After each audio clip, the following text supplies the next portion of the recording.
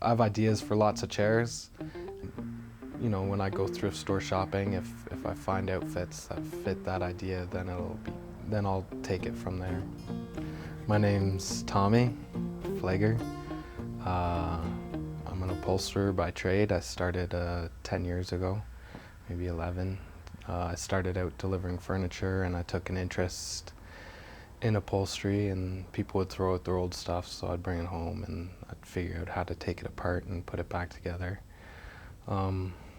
After a few years of doing that, I sort of went off on my own and subcontracted for other companies and learned what I could at whatever shop I went to, and got into doing boats and cars, and right now I do airplanes and helicopters.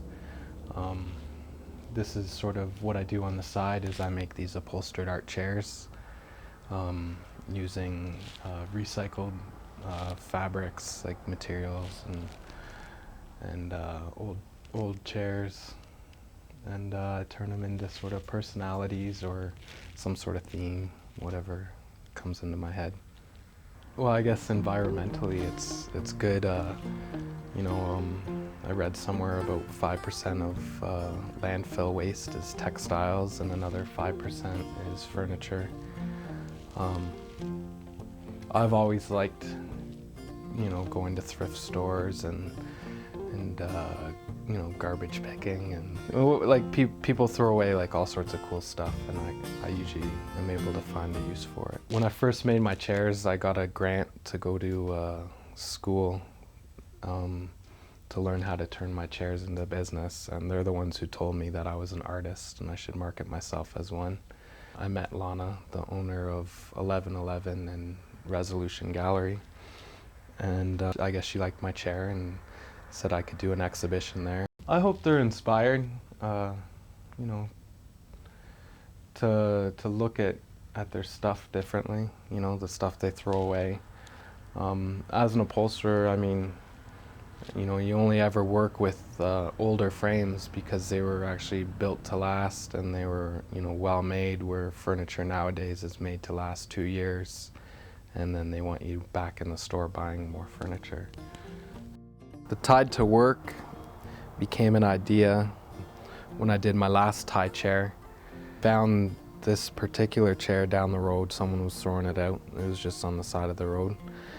And it just sort of sat in the shop for a while. I didn't really know that I was going to use it for that, but and it was very comfortable, so my neighbor wasn't too happy when I was going to use it for my art chair, because he comes and sits and hangs out sometimes. And well, first I guess you take it apart, pulling out all the staples, and this thing actually comes in pieces the way it's assembled, so it's all bolted together. So I was able to do each piece. Now this one I didn't actually sew. The last tie chair I sewed all the ties together, but this one I just weaved the ties together. So it's actually over the old upholstery, just in a weave pattern. The seat and the back are sort of random, where the arms are like a crisscross, and then we have a tie going down the front here, and then my favorite's the side there, how they go down like that. I got sick of ties by the end, so I finished the outside in scrap leather that I had lying around, and that's the tie chair. That's super comfortable. Not a very good painter or drawer. I've always liked building things though, and creating that in that sort of manner. Not fine art, I guess, but more folk art. This is Don Cherry, and obviously he's named after the hockey icon, Don Cherry. And it was really hard to find a Don Cherry jacket. This isn't quite what Don Cherry would wear. He wears more of the double-breasted. But you can't find them. I tried. And I actually had to get this one off the internet, and it was the closest one I could get. So when you looked at it, you could, you know, instantly sort of see that's who I was trying to portray. I also got the little tie pin. It's a Terrier tie pin off the internet. These hockey sticks I got from the rec center. They were in the back, garbage, just broken hockey sticks. I made sure I used wood because Don Cherry would have liked that. And the